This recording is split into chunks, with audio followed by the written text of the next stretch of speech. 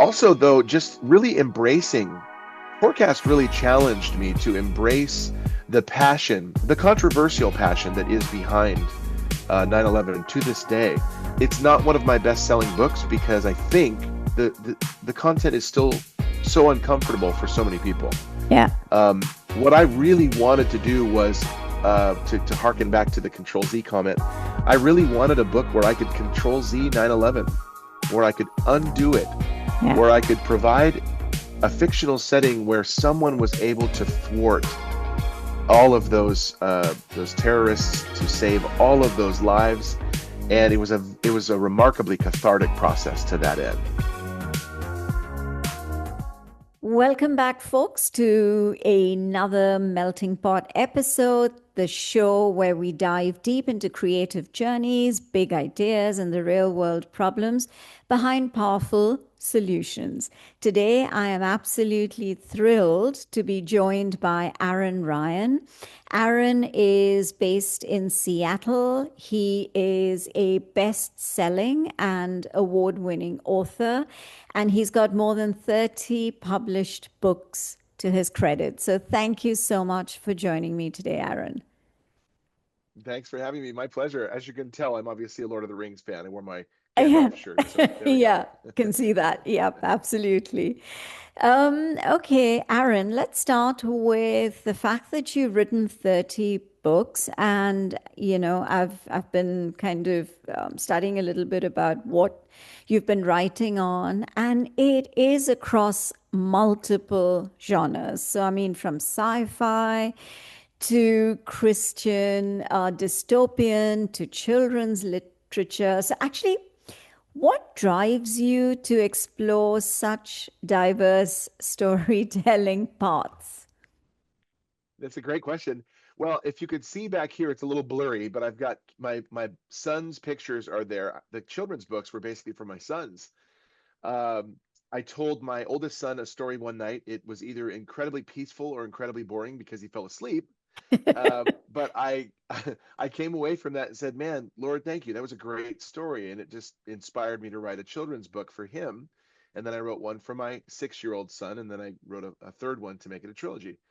Um, I come from a wide background of diverse business offerings and creative pursuits, and so some of those involve blogging and business and fiction um, and teaching and all of that stuff. So when the mood hit, when the inspiration struck, for a particular book, I would just follow it. Ultimately, though, I am by nature and at heart a sci-fi, post-apocalyptic, pre-apocalyptic, dystopian fiction writer. That's my wheelhouse. That's where I belong.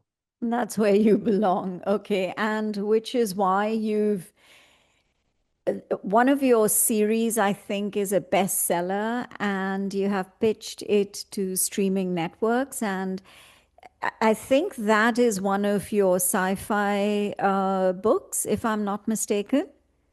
Correct. Yeah. Yeah, I've had Okay. several bestsellers. I've actually really enjoyed several of them hitting the bestseller, at least, briefly for a while, and then they come back again, and it's always really inspiring when they do that.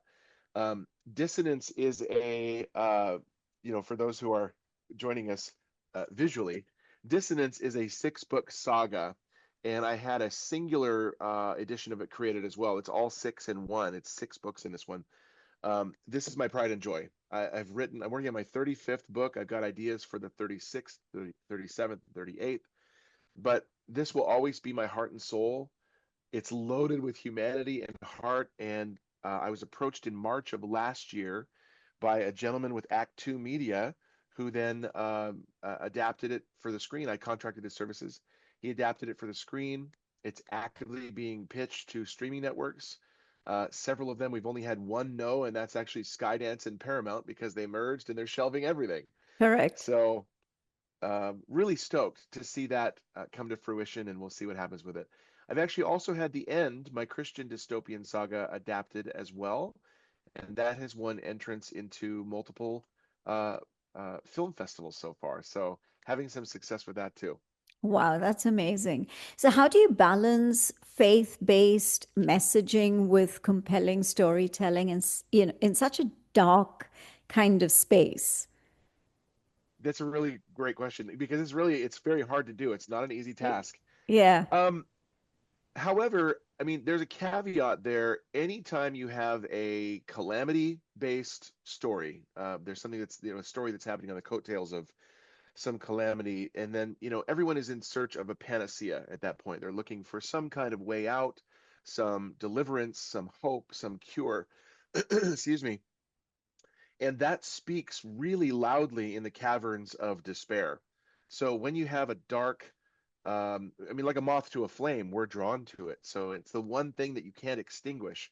President Snow in the Hunger Games is quoted as having said, "Hope, it is the one thing stronger than fear." So I love those stories where the odds are stacked against the protagonists. They have their work cut out for them. Everything is looking really, really bad. Undesirable situations abound, and yet they cling to hope, they cling to faith, because it's the one thing that you can't extinguish. It's the hope that you'll make it through. Yeah, that is so true. Yeah. And yeah, and that is something that you need to hang on to and cling on to, right? To have that sort Absolutely. of, yeah, yeah. Now, in terms of course, you've mentioned what encouraged you to write books for that are specifically written for children. But what unique storytelling challenges and rewards do you find in writing for young readers? Clearly, your two boys your two sons are the ones whom you keep in mind when you're writing those books. But in general, I mean, what kind of challenges and rewards do you actually, because it's so different from, your sci-fi and the whole dystopian kind of writing. So how does that come to you Yeah. naturally? Yeah, well, I'm not sure that I don't know that I don't want to rule anything out, but I don't know that I'll write any more children's books. I really wanted to do those two in particular, one for each of my sons. And then of course you have to make it a trilogy. I mean, it's just, what's a duology? Everybody knows what a trilogy is. Yeah. And what's a sequel? Um, so I made those, and I think that chapter, could be closed. We'll see. But I wanted to write something that was inspiring for the super young readers that are great for bedtime stories and calming and reaffirming values and identity and affirmation of them. My 9-year-old struggles with shame. So if he does something wrong, he interprets that as I'm a bad person. And my wife and I are very clear to say, no, honey, no, we're upset with what you did, not with who you are. They are totally different.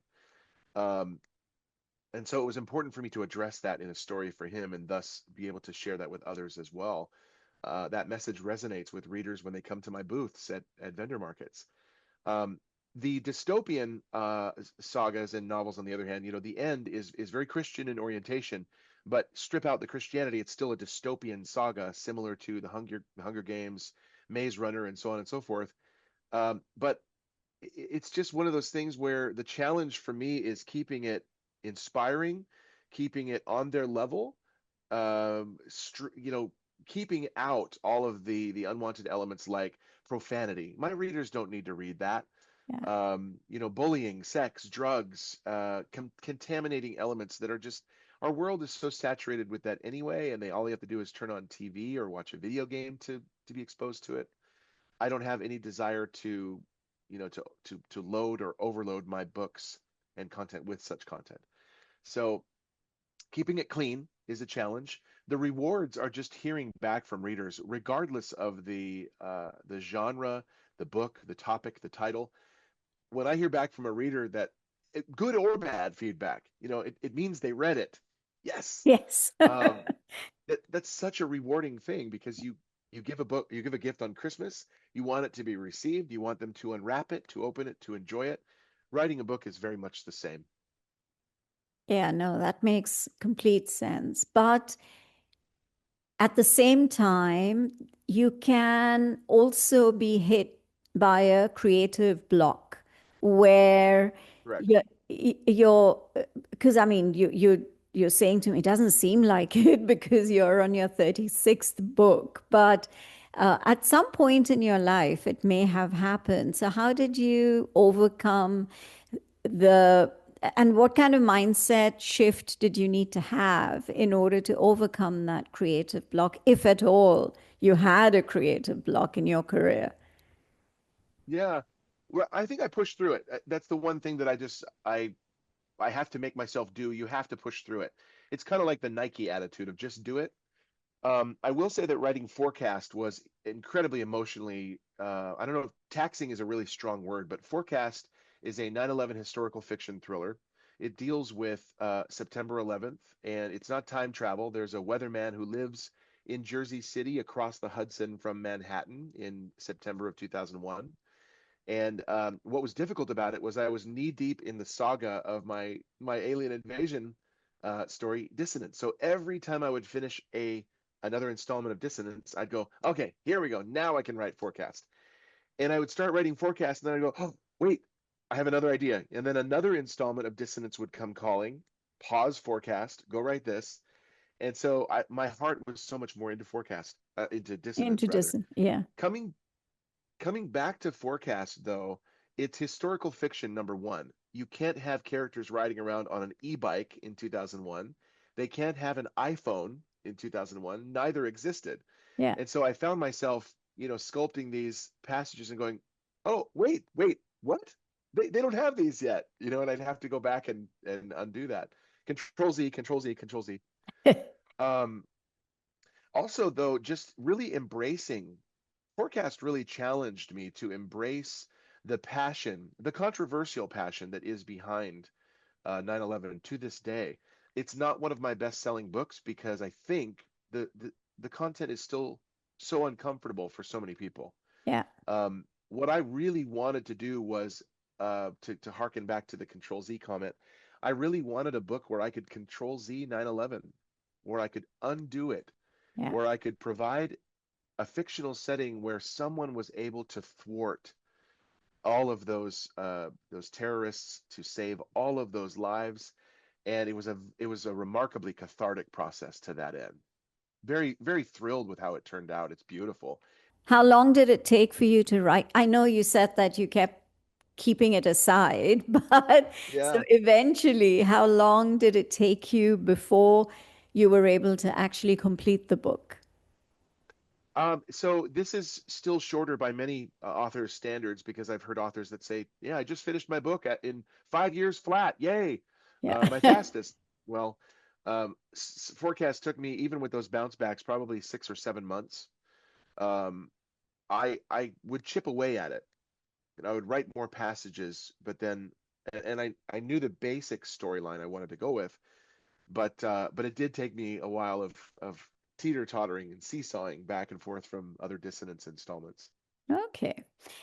Now, storytelling is something which is, I mean, we're telling a story right now when we're talking to each other, right? So, what Mhm. kind of a problem in your opinion, do you see people, the way they approach storytelling? How do you think they can fix it? Because, it's very wide in terms of what storytelling really entails. So, some people, what are some of the problems that you feel that people may be experiencing with your kind of, your career, which spans so many years now? And how do you think that they can fix the problem? Hmm. Man, I think one of the key things that's so hard for people to overcome is the just doing it. The imposter syndrome strikes a lot of people. No one's going to want my story. How am I any different from the next guy? And you are. You have a unique story to tell. Every single one of us do. How you structure it is the kicker. So you can take something and you can structure your story very similar to a Tolkien or a Clancy or a Collins or an Asimov or anybody like that, but you have to be really careful to err on the side of not mimicking them and not, becoming identical. Oscar Wilde said, "Be yourself. Everyone else is already taken." I love that phrase. Yeah. Um, I just love it. You have to be yourself and offer your unique story. So uh, people will, budding authors will write a story that's very similar to a Lord of the Rings or because they're inspired by it. It's a tip of the hat for sure, and it's very flattering, I'm sure, to the original author, but they will err too close to their inspirational material. The other thing, as I was starting on earlier, is they have a real hesitancy to just do it, just start and see where it goes. I find that it's far easier for me as a pantser. There are two styles of writers. One is a planner or a plotter, and they, flow charts and index cards, and they dot every I and cross every T, and they've got bullet points galore, and they've got all their mile markers lined out. I find that's a very inflexible way of structuring a story. Art imitates life. You're on the way to a wedding, you get a flat tire, you know? So your characters, why should they be any different? And how a character disentangles themselves from a difficult circumstance reveals a lot about their character. So as an organic pantser writer, I just find that the best thing for me is just to plunge in, see what happens. You can always backpedal and go a different route if you want to, but I think that's the biggest challenge for so many people is they just don't know how to start. For me, I just have to start typing something and see where it goes. Yeah. So, like you say, just do it. Don't Yeah. hesitate. And as you once you start rolling, I think you're absolutely right. I think it's that initial hesitation, fear, anxiety, whatever you may term it as, to actually start to do something that you're not familiar with and you don't know how the response will be. But I mean, Yeah. I can hear what you're saying, that just do it is what really should be the motto of a lot of people. Absolutely. The anticipating the response, what you just said is so, and actually an even better word, and maybe this is actually what you said, apprehending the response of other people. I'm so apprehensive of what people will say. And Yeah. so be bold, be courageous, like write for you. If other people like it as well, awesome. But write for you. Okay, so now I have also read that you've been speaking at conferences since way back the 90s, I believe. So, how Yeah. has your messaging changed, or your method of the way, as a speaker, you speak to people or you communicate with people over time? Because I mean, Well, times have really changed from the 90s to now.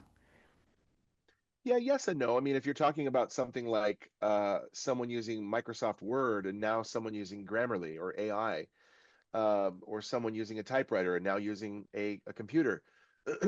I am no fan of AI. I'm actually staunchly opposed to it. It's decimated my voiceover career. I'm a voiceover artist. You can see my studio back there. Oh, I still have a and by the way, so am I, a professional Oh, very cool. voiceover artist as well. Yeah, correct. That's So awesome. yeah. It's done irreparable damage, and I do emphasize the word irreparable damage because I have lost clients who have themselves been replaced by AI. Their top brass at their company has said, we'd rather not pay for producers anymore. We'd rather just have our stuff produced by AI. So bye bye longtime producers. And then I'm out of a relationship as their voiceover artist with that producer. Or they've said, we don't want to hire voiceover artists anymore. Let's use Speechalo or ReSpeecher or SpeechOcean or whatever these tacky software bundles are. And they think that's good enough. Anyway, yeah, I could go on a huge tangent here, but AI is so destructive to so many creative industries. And that is, I think, where I've adapted the most in speaking and addressing that. I've got a gig coming up. It seems like such a flippant word. Sorry, gig.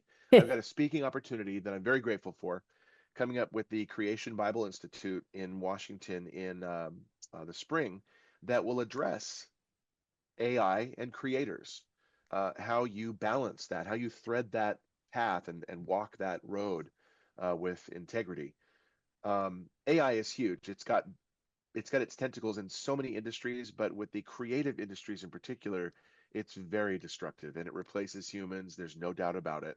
So I do tend to address that. But I also will address creative marketing, and I do that a lot more heavily now as an author with other authors because, for me, a great example is I've got vinyl lettering on the back of my van that says support a local best-selling author.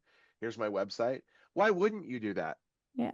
Why wouldn't you have pictures of your books, the decals on the side of your vehicle so people can see that? Just the other day, I was going through a Jack in the Box restaurant drive-through for a little morning breakfast and some orange juice, and the gentleman who I pulled up to, he's like, "Oh, do you know Aaron Ryan?" I said, "That's actually me," because he saw my stickers on the side of the van, and it treated me like a celebrity. He said, "Oh my gosh, that's you! Oh wow, well, what an honor!" And I was like, "Dude, I'm just a man.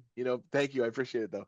But he was so taken aback, and that would have never happened. And I gave him a card, and maybe he'll buy books. That would have never happened had I not decorated my vehicle with creative marketing purposes. There's ways to really think outside the box, and I teach that too.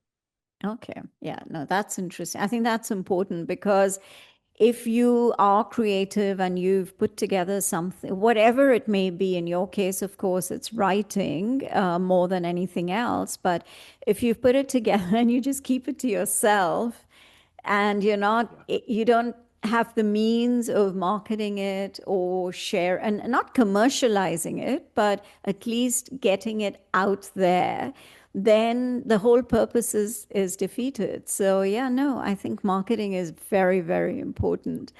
What's the one book that you've written that changed you the most while you were writing it?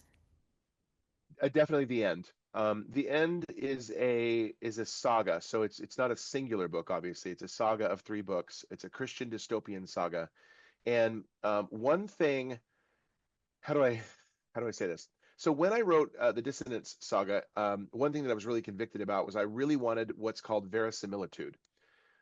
These aliens in the Dissonance Saga, they're called Gorgons. They are terrifying. They're absolutely terrifying. They're barbaric. They are going to eat you. You're going to feel every bite. Um, when an alien is coming at you, when a Gorgon is coming at you, you don't say, "Oh shucks." You might say something else more colorful. And as a Christian and a writer, I really wrestled with that. I was very convicted about including profanity in my books, all of them. It's sparse. It is only employed in the most panicked, intense settings. It's not cavalierly thrown about. Uh, that being said, I will never take the Lord's name in vain with a GD or a JC or an F bomb. I'll never do that. But I was convicted nonetheless. So I really felt the Lord telling me after I completed Dissonance, I want you to write clean fiction now with zero profanity. And so I held up Dissonance earlier. I did the same thing with The End, where I had a single version. They're all available as individual novels, but I had an all-in-one version as well, and I'm just going through that again and re-enjoying it. But when I produced this, I wanted it to be clean. That wasn't necessarily the problem, or where I experienced the most growth. Where I experienced the most growth was just plunging headlong into something that I so deeply resonated with. Um, this day and age, not many people are going to look fondly upon the term Christian persecution because there's a political environment wrapped around that has its talons in there in America right now. So I don't need to go there, but this is set in the future, and it's basically a second Holocaust, and you can definitely identify with the plight of the oppressed, whoever they are. But I really wanted something that was loaded with redemption and loaded with scripture and loaded with heart. Um, there are stories that will just rend your heart in the end, and when they unravel or ravel together and they resolve, boy, there's just some blessed beautiful closure, and it turned out so good. I love Dissonance, I love The End, I love what I've written, but these two things are so near and dear to my heart. So, for your sons, I know you've written two books specifically for them. I mean, in fact, um, depending on the personality of one child, you've kind of focused the book on that, and for your other Yeah. son, as you mentioned. But if there was one book that you have written that you would want to leave as a legacy for your two boys, which one would that be? And what is the core truth that that book actually represents for you that you think it's important for them to be able to, have for posterity and be proud of their dad? I'm sure they're already proud of their dad, but what do you, as they get older, maybe, or even as old as they are now? Yeah. Yeah, well, dissonance is my pride and joy. There Okay. is thematic depth galore in dissonance, and so what I did ultimately was I had dissonance, the whole collection. I had it, put into a single novel, but then I also had it leather bound, and I had it foil stamped, silver foil stamped as collector's editions, one for my wife and I, and then one for each son. There is so much in that book, all six books, that is about justice versus revenge. Mm. And one of the things that I want my sons to know is that this world is actually extraordinarily unfair. You will never see justice fully, in the way that you really want to this side of heaven. You just won't. It's not going to happen. So the sooner that you can accept that and move on, the better, more solid, healthier person you'll be.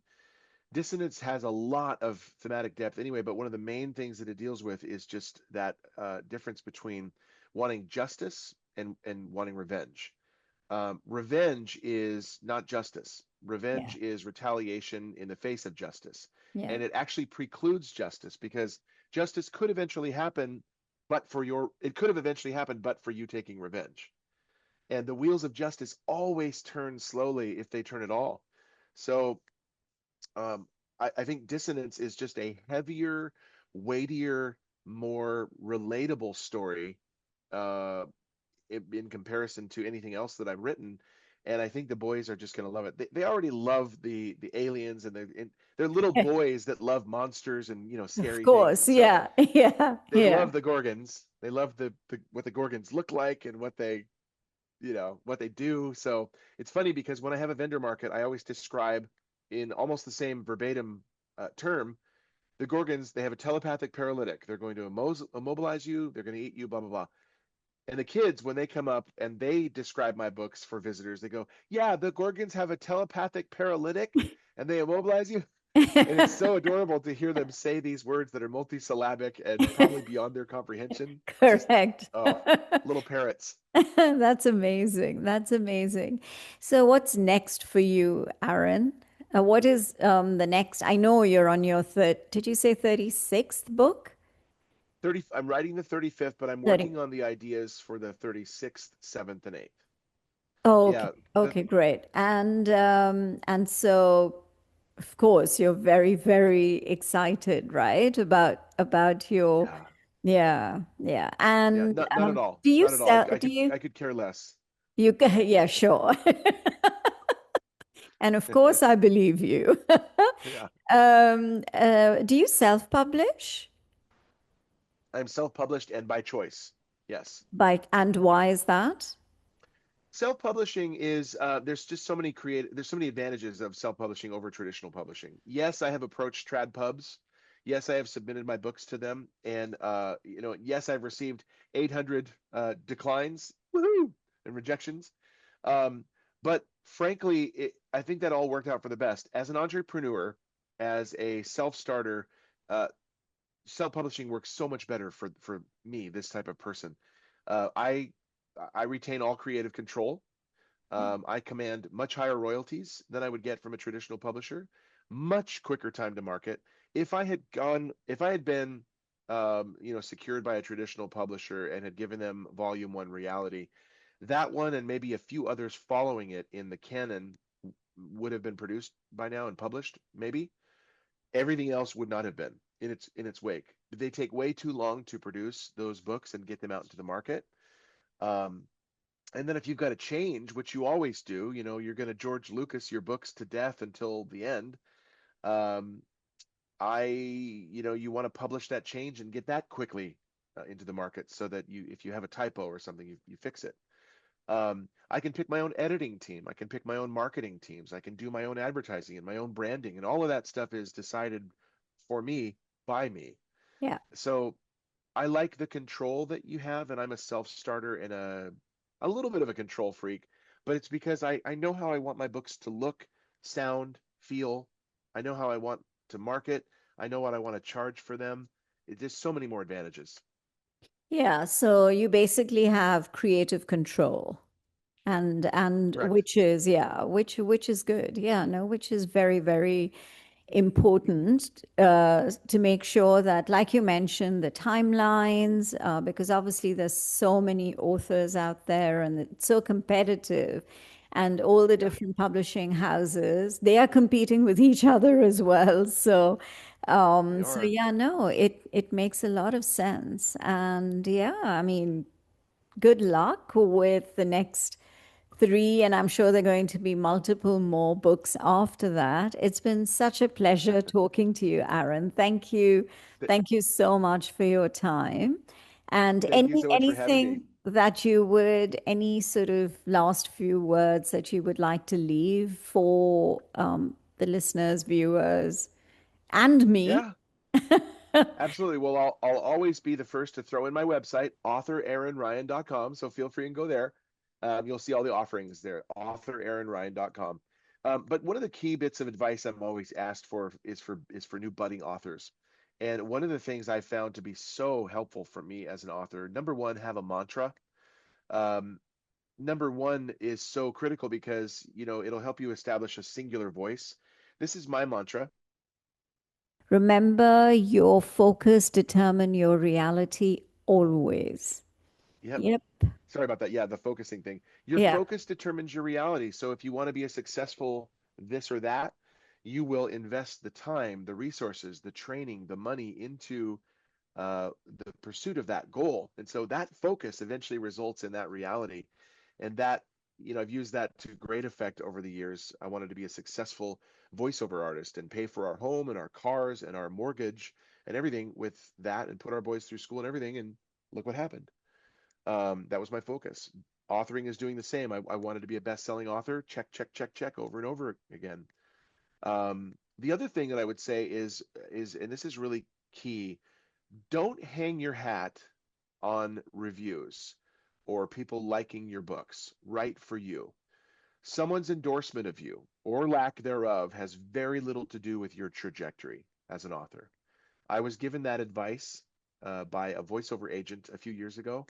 Someone's endorsement of you or lack thereof has very little to do with your trajectory. So your trajectory is forward. It's such a hard word to say, trajectory. Your trajectory is forward And as especially an when you author or have whatever to you're doing. do it, when you have to do it in a voiceover, Ugh, when you have to that and use that community. word. And yeah, Yeah. Keep moving forward is what I would say. Keep moving forward, regardless of the negative reviews or the less than five-star reviews. The reviews will come. You'll mature as a writer. If this journey is worth it to you, see it through. yeah, absolutely. Yeah, no, that's very, very good, sound, stable advice. Thank you so much once again, Aaron. It's just been My pleasure. absolutely wonderful talking to you. You too. My pleasure, and thanks for having me. Thank you.